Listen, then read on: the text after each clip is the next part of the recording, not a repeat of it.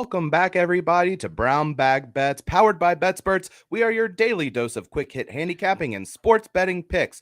Noops is at his work conference in California, so I'm producer Dan, and Andy is back from his sojourn over talking about the Arnold Palmer Invitational. Did you guys talk about the Puerto Rico Open at all? No, it is. It's so much worse than even normal. The field is. I mean, like there's a case to be made for betting on Martin Trainer.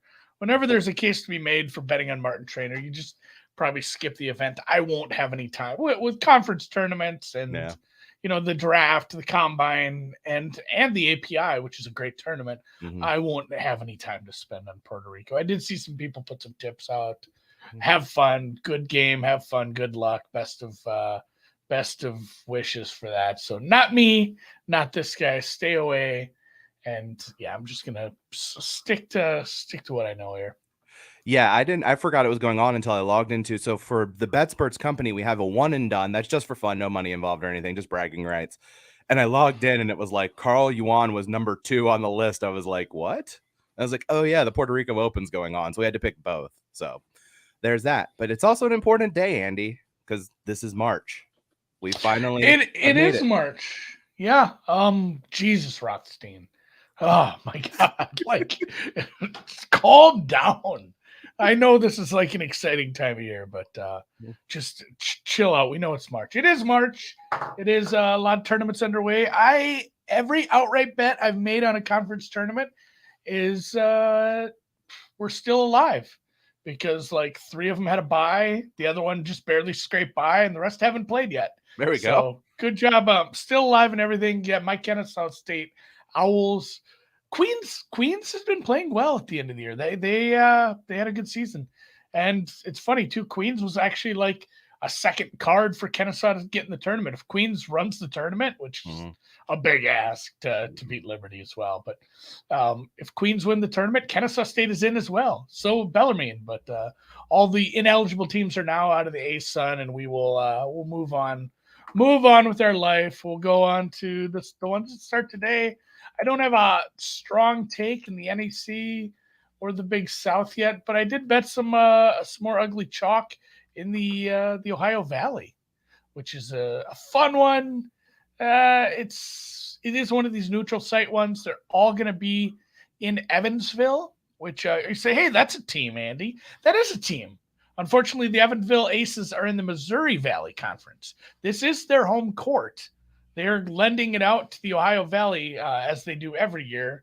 But kind of a interesting side note, if you will, if you want to look at this, there is a new member to this conference, Southern Indiana, and they are located in Evansville. They're across town. This is not their home arena, but they should have a good showing for their fans, because I mean we've seen some of this. It's hard to get excited about a team that's like a lower seed in a conference tournament if you have to drive 400 miles to go to a game. But if it were across town on a Wednesday evening and you were an alumnus, you still lived in town, you were a supporter, I don't know, maybe head over to the Ford Center. It's got to be like $18 to get in for the whole session, but it can't be much. It's the Ohio Valley. I'm going to actually look into that and see what prices are. So I did bet the favorite Moorhead, and I don't think we have a bracket graphic, but if you go over, I have my preview. Anyone who's followed like the West Coast Conference with Gonzaga, you've seen it where it's, hey, the 4 worst teams play, and then the next 2 have buys and you go into them, and then the top 2 teams have double buys or triple buys.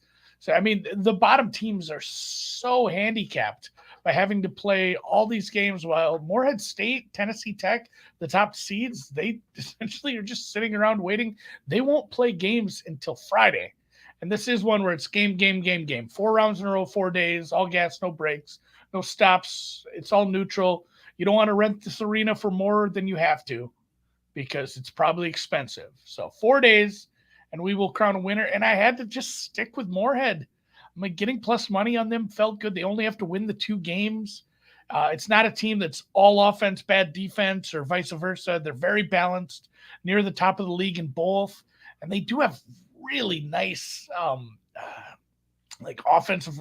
I'm going to call it offensive rebounding on the defensive side, as far as keeping the other team from getting their offensive rebounds. Their rate has been great. I found that to be semi-predictive, especially in tournament time where extra possessions are at a kind of at a premium with a slower paced team like the Morehead State Eagles. So Morehead plus 140, DraftKings, FanDuel have this number. So I'm going to take the top seed.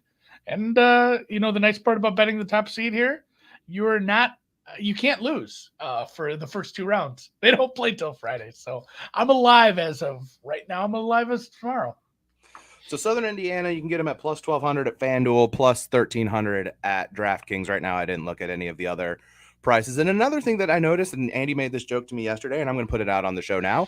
I looked at the bracket matrix this morning, and both the OVC and Big South conferences are expected to be 16 seeds. So I'm just asking the tournament committee pretty please, if Morehead State wins the OVC and Longwood wins the Big South Conference tournament, they give us a Morehead Longwood first 4 game on the first day of the NCAA tournament. Yeah. That's all just for you, just for you dirties. Just for, like, it would be such a thing that, like, college basketball Twitter, just like Twitter in general, people would certainly latch onto that and have fun with it. And Longwood's the favorite or second favorite, depending on which book you look. So they have a puncher's chance. Asheville's the other team in that league that a lot of people think they're the number 1 seed. So there you go. That's my college basketball analysis. And then real quick too on the Southern Indiana and basically any tournament like this. So if you're unfamiliar with a money line rollover, it pays the same. It's essentially a parlay. You're parlaying. Let's say you bet $100 on Southern Indiana to win today. They're a short underdog. You probably get about even money on that. You win 200. You win 100. Then you have $200. So the next game, you take the whole $200, bet on them to win again. You keep doing that with all the money, your original stake plus what you've won. You just keep doing that. You're going to get a better price than 13-1. The main issue with a money line rollover in a tournament is to say, like, oh, I did that, but the number 1 seed lost. And then, they had a way easier semifinals. They had a way easier final. And I did this money line rollover, and the price was actually worse than the outright price. That is the main concern with the money line rollover. It doesn't work in a bracket like this. Mm-hmm. Like, you are going to play one of the top 2 seeds. There's no ifs, ands, or buts about it. You have to. Yeah. So the chances of you getting screwed over by a money line rollover in a weird bracket like this are so much lower. So I would encourage you, if you do take a long shot in one of these, go with the rollover. The outright price is going to be much worse. I would wager, and we'll probably never find out because they likely don't make the final, but I would wager you can get 20-1 for them just to get to the final on a 3-game rollover, because it's going to be like 2-1, 3-1, or even money 2-1, 3-1 kind of prices, and at that point you're at a big enough price already. So that's 2 times. That's just 2 times 3 times 4. Oh, I can't multiply it by 0. You know what everything multiplied by 0 is, Dan? 0. I'm bad at math, but that much I know. That math I can do. I mean, that's 23-1. If they're even money, 2-1, and then 3-1 in the semifinals, that's 23-1 to make the final. And then you can just stop. You can say, hey, I pressed my luck far enough. I'm done. So just food for thought, and we'll head on over to the EPL. Yeah, just also real quick on Southern Indiana, they're one of those teams that moved up from D2, so they're ineligible. So if you like to root for the teams that can't make the NCAA tournament, there's another reason to root for them. But yeah, we have the Premier League today. We actually have both the Premier League and the FA Cup going on at the same time. We have a couple of Premier League games. We have a couple of FA Cup games. I'm going to talk about the Premier League today. There's a very, very big game for 2 teams on opposite ends of the table. We have Arsenal hosting Everton. Arsenal is 2 points clear of Manchester City, and this game is their game in hand. So dropping points against a team battling relegation would be an absolute disaster for them. They are 10 goals behind City in goal differential and still have to go play at Manchester City. So if they can't maintain a points lead greater than 3 over Manchester City throughout the rest of the season, their title hopes are going to be in trouble. The good news is the only team to beat them at home this year was Manchester City. Everton, like I said, on the opposite end of the relegation, in the relegation zone, they are in the final relegation spot. But the good news, 6 points separates them from 12th place. The bottom of the Premier League is very, very jumbled. The bad news is for Everton that they will have to do something they have not achieved, or they're going to try to do something they haven't achieved in 37 years, Andy. That would be defeat a top team in the table away from home in a league game. You have to go back to September 1986 for the last time Everton won against the top team in the table on the road against Wimbledon, which is a club that does not exist anymore. Wimbledon folded. They moved to Milton Keynes and became not the same thing. They became MK Dons. There's also an AFC Wimbledon. It's really interesting. Nevertheless, it's been a very, very long time. They are a wretched, wretched team away from home. Since September 2021, they've only won 2 of their 28 Premier League away games, picking up just 13 of a possible 84 points, 6 goals, and 8.8 XG in away games. So they've underperformed versus XG a little bit, and just a 0.3 XG at Liverpool in their only game under manager Sean Dyche. So my bet in this one, I'm taking Arsenal to win this game 1-0, 2-0, or 3-0 at plus 110. This is at FanDuel. This is under one of their special bet sections that you can find. But the fact of the matter is, teams who are in relegation battles with new coaches that they've hired in the middle of the season on the road against good teams in particular tend to play very defensive, try to grind out a draw, try to play behind the ball. So I don't think you're going to see Everton really be on the front foot a ton in this game. Arsenal, a win is a win. Like, obviously, they'd love to kind of make up some goal differential on City, but look, a win is a win. I don't think they're going to get to 4. You can get under 2.5 around even money, but, on the off chance that Arsenal does somehow win this 3-0, I'm just going to take a little bit of insurance, and it's a little bit plus money. So Arsenal to win 1-0, 2-0, or 3-0 at plus 110 against Everton today. And like I said, that is over at FanDuel. I was just going to ask. FanDuel. Yeah, you said that kind of weird. I said it weird. I don't know why I said it weird. I think we're going to go with that for pronunciation, though. I'm not a big pronunciation guy anyway, so no worries on that. Noops didn't send us tennis, so we don't have to try that.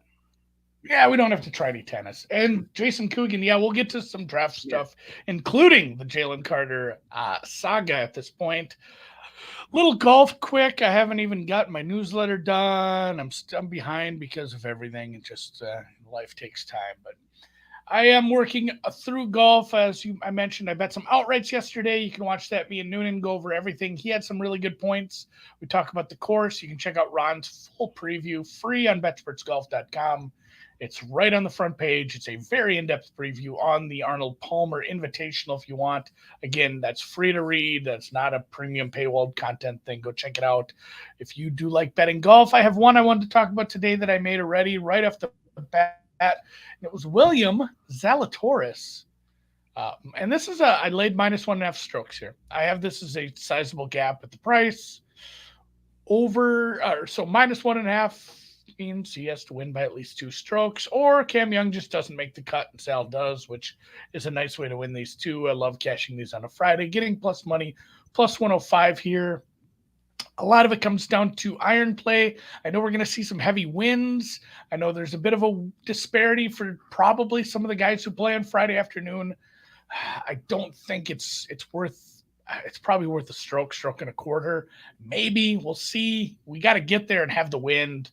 Nothing is guaranteed in life. Weather definitely falls amongst that. But it's not like Zal is short off the tee either. These are guys both hit it long off the tee, have decent ball speed, and be able to cut through this wind. But Zal is just that much better on his second shots. These are really hard greens to catch. These are really hard greens to have nice proximity on. He's been better at basically everything I'm using for that. Good drives gained, approach, greens and regulation, and just kind of comp courses he's been playing at. He's much better scoring on par 5s than Cam Young. So I'm more than happy to lay a stroke and a half here. I think this one cashes on Friday unless the Zal injury suddenly flares back, but he had a really nice showing a couple weeks back. I think he's fine, and I think we're back to seeing him compete. And where did you see Zalatoris compete last year? It was when the going got tough and the fields were ridiculous. Majors and even into the playoffs where he did win a tournament. So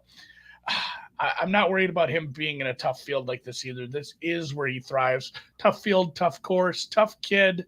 Texas tough. Zal minus 1.5 over Cam Young plus 105. Yeah, Cam Young hasn't been great this year so far.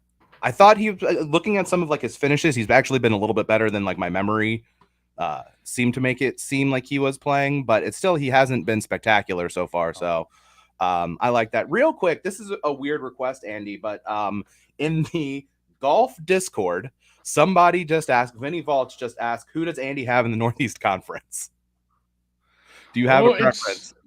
It's not fully decided yet. I have everything written. I just have not published because I can't decide yet.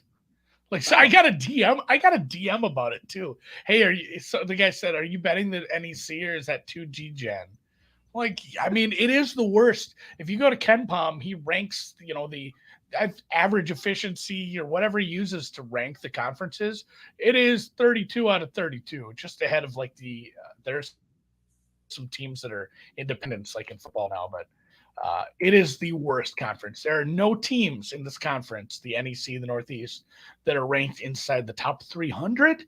So this is this is not only 16th seed, but this is probably a play-in team at this point. And I've yet to decide. I'll be posting an article here probably in about a half hour.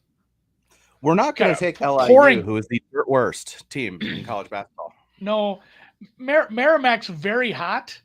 They've won a bunch. They started 3-3. They ended the season on a pretty good run, but they're just not that much better than like Dickinson. Honestly, the third best team is Stonehill. They're not even in the tournament because they're ineligible.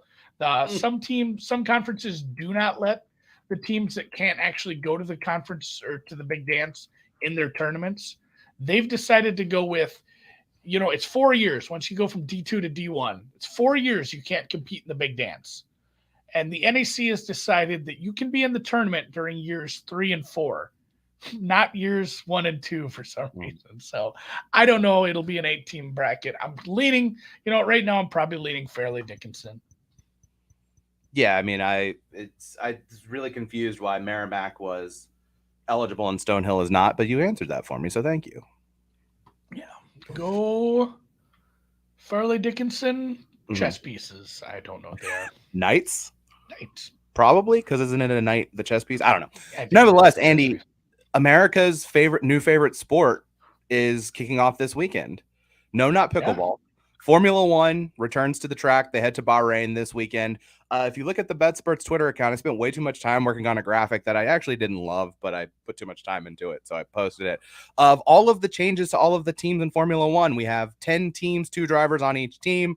6 teams made driver changes. 2 of those were just guys changing teams. 4 guys gone from the grid.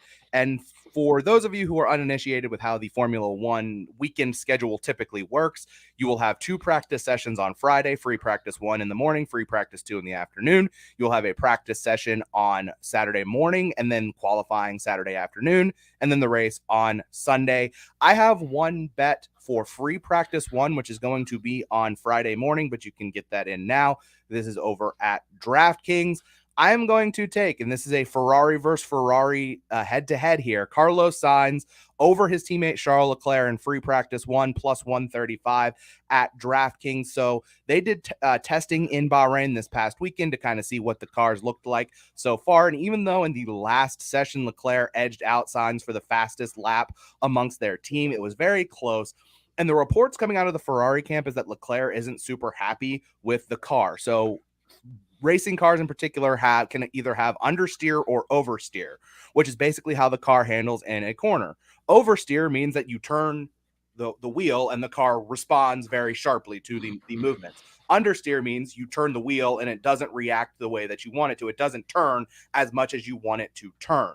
Some drivers, and it's just driver preference, like understeer, some like oversteer. The Ferrari car apparently has a lot of understeer right now, which Charles Leclerc is not a fan of, and Carlos Sainz typically is a fan of. It is a type of car that suits him more than it does Leclerc. Free practice 1 is a chance to kind of get out and tinker with some things and try to kind of figure out how you're going to approach your race, work on some minor details here and there. Free practice 2 is usually when they try to run their race sims, because it's the practice session that takes place at the time of day that the race is going to take place. So track temperatures and all those kinds of things are similar.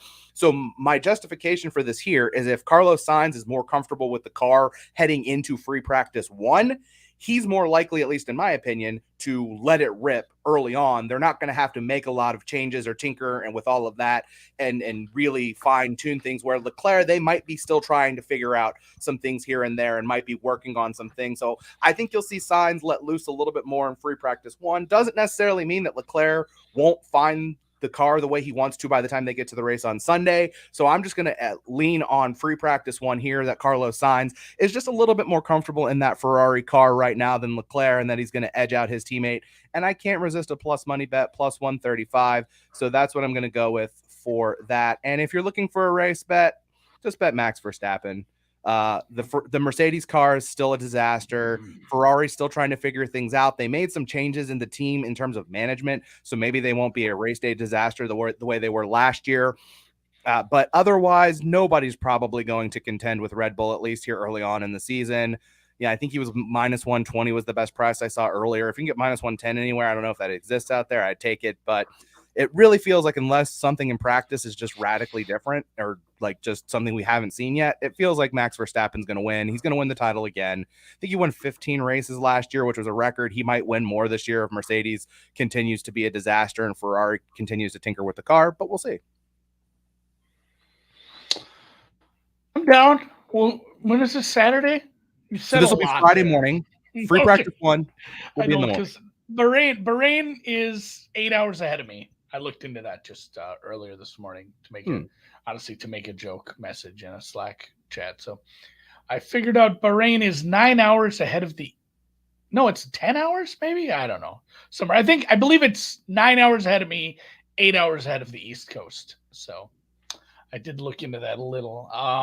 Something that is actually, you know what? Indianapolis is East Coast time, isn't it? The combine. Guess what is happening? We're at the boring part of the combine. I have this tweet bookmarked because somebody does a really good job of putting together the schedule for the combine. Like, we're doing very little of anything. Like, there's a little bit of like DBs, linebackers and linemen are doing like interviews, team interviews, there's ortho exams. I think defensive backs are doing exams and team interviews. Like, there's really nothing going on with quarterbacks yet. They're just getting in.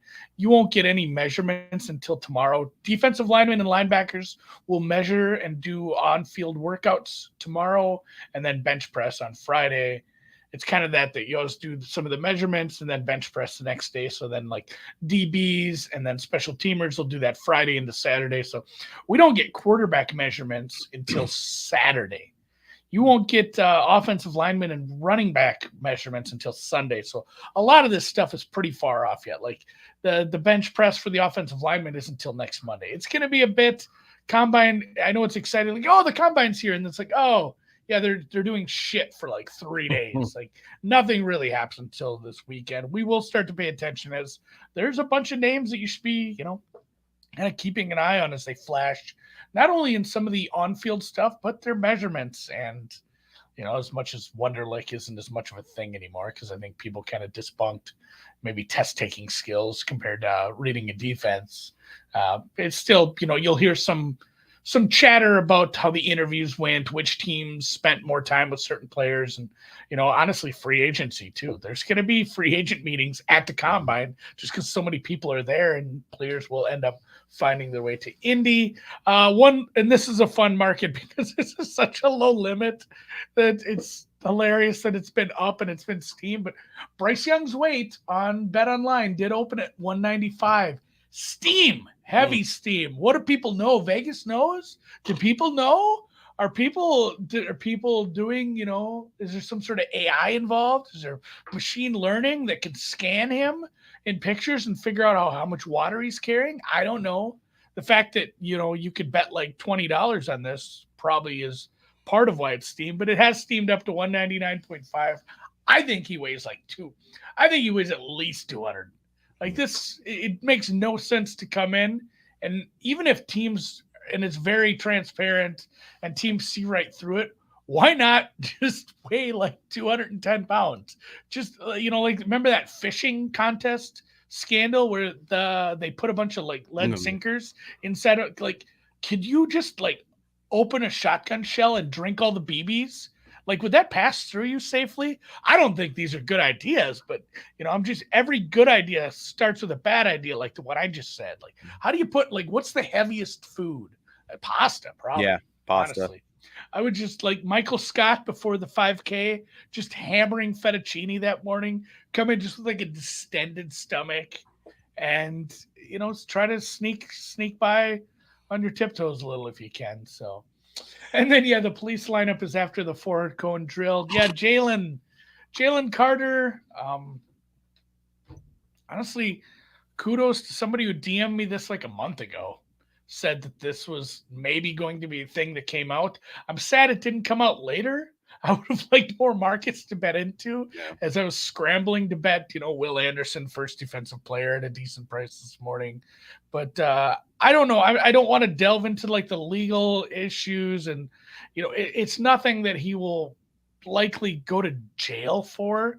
It's not going to affect him in that. But just one man's opinion, like leaving the scene like that and then lying to the police probably doesn't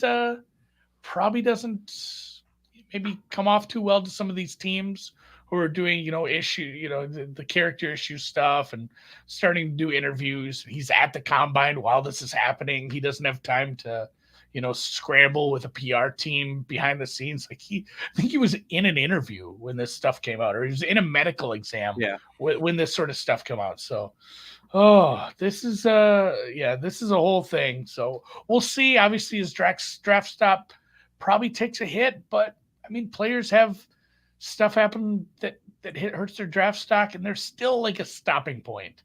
Like there's still a limit. If he didn't he's not going to prison. There's not going to be anything like that. It's still awful hard to see him falling too far. And as maybe crass as it is to say, some team might get a gift if he does, because he's very much top 5 talent. If he goes down towards Atlanta or God forsake the Eagles, like that's a massive coup as far as at least the skill you're getting. Yeah, on that, just to clean some things up, he was charged with reckless driving and racing, which are both misdemeanors. So he's charged with 2 misdemeanors. We've seen guys with character concerns still get drafted with all kinds of legal issues and things like that. It will affect his draft stock. I'm sure there were already like the rumors of character concerns and all that. There's rumors around that, or I don't know if it's rumors, I'm sure it's public record, that he had one pretty aggressive speeding ticket this fall, like going like 90 and a 45 or something, like 40, something like that. So it'll be interesting to see how that affects his draft stock. I mean, obviously the Falcons with a need on the defensive line at number 8, they for a long time shied away from character concern guys after the Michael Vick stuff, but that's long in the past. And I think that they would have believed that like their program and the way that they run things, that they can keep him and get him any help that he needs, or, just help him stay out of trouble and things like that. So Patrick says the Raiders should not draft Carter. I think that's probably a fair assessment there. Real quick on the Bryce Young thing, I just want to point out, and I give shout out to our friend Femi, who you probably know from VSiN, big longtime listener of the Deep Dive, pointed out to me on Twitter. When Bryce Young said he wasn't going to throw at the combine, that should have been the biggest indication that he was probably going to weigh 200 pounds or a little bit above. He has 3 weeks from the combine to his pro day at Alabama. So if he wants to slim down a little bit, he probably can. So I played the 199.5 today. I had a little FOMO. I do think he'll go over 200 there. So yeah. I did. I got, if he's 200 pounds, well, I suppose I bet it at an earlier number. If he's, you moved the market. If he's at least 196 pounds, I will win $50 American dollars. Yeah. I'm like, shit, I'm going to bet this anyway. So yeah, I went to Loving too and bet it. And Jason, and yeah, I mean, even crasser, better to leave the scene than to blow a .2. God, I mean, you're probably right. As fucked up as it is to say, like the decisions you have to make when you're about, it's not like, hey, I have a job interview at Panera Bread next week. It's like, I'm a top 5 draft talent. I can't get in trouble, which maybe don't fuck up in street race to begin with is a good plan. But yeah, I wonder how this would have turned out if he'd gotten like a a DUI doing 90 miles an hour instead. I don't want to be like, yeah, you probably made the right choice, because the right choices maybe don't street race, but Yeah. it is, it's interesting to start to think about that sort of stuff. And a weird question somebody asked about, do you think girls should be able to play 8-year-old baseball without getting into cans of worms there? I played Little League. Erica Peterson was on my team. I don't know. Like we had a few girls that played Little League. We weren't very good, but I had fun. We didn't in my league, but why not? Like, it seems kind of harsh that they won't allow Jason's daughter to play baseball. I would fight it, Jason. Take it to like the city council. Take it to like fight the man, because it seems kind of ridiculous in my opinion, anyway. Yeah, sidebar from there, my daughter did just get signed up for summer softball. So Let's softball dad again. I liked softball. Mm-hmm. The worst part is though, like you have 10-year-old girls that don't have an arm to like get to second base from behind the plate. Mm-hmm. So if you get on first, you're on second. Like just the first pitch after you get on is a steal. 100% of the time, like always, at least in the league we in. So it's just. Are you booking for your daughter's 11-year-old softball league and stolen base props? Oh my God, stolen base prop minus 1,000. Every player should your stolen base prop is basically how many times you get on base. A lot of them steal third too, because the throw to third with a right-handed batter isn't easy as well, because there's a player in the damn way, and you don't see the ball coming half the time. Honestly, it's a mess, but we did have a lot of fun. The part I like is going to the batting cages, because then I get to take some hacks too. So with that said, I think that's all we have for the day. Wow, kind of went a little long. Like the meeting I have at 11 got canceled. So long hair, don't care. Let's go. And enjoy gambling. I'm gonna go finish up my NEC tournament thoughts.